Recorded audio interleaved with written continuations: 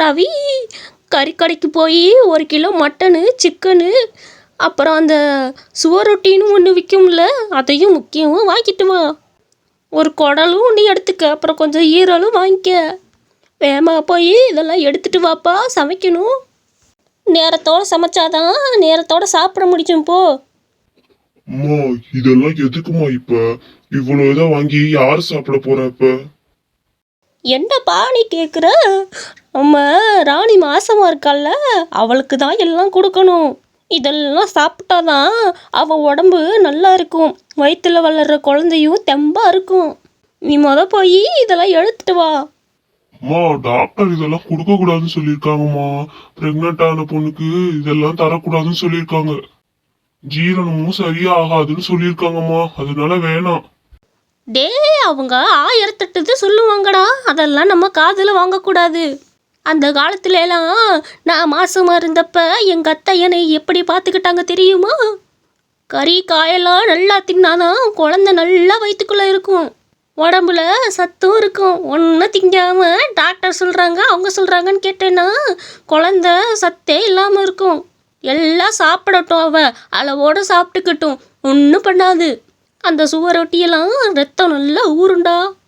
சரிம்மா, நீங்க கேட்க மாட்டீங்க, நான் போய் எடுத்துட்டு வரேன். என்னமோ செஞ்சு சாப்பிடுங்க, நல்லா இருக்கணும், அவ்வளவுதான்.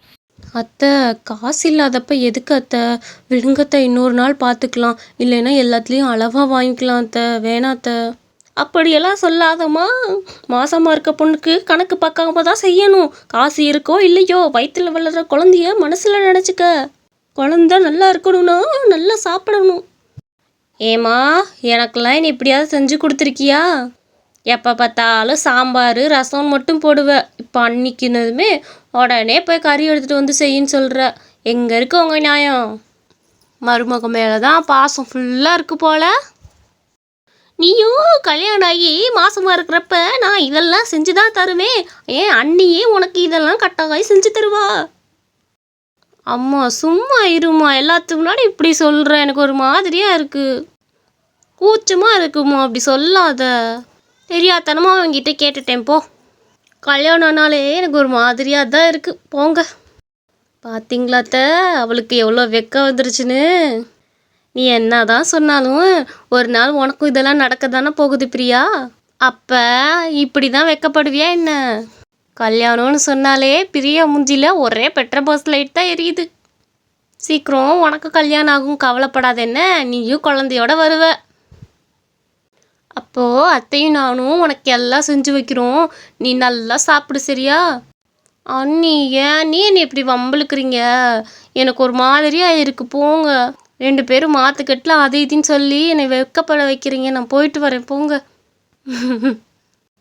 அத்தை, பார்த்தீங்களா எவ்வளோ வெக்கம்? பார்த்தீங்களா உங்கள் பொண்ணுக்கு?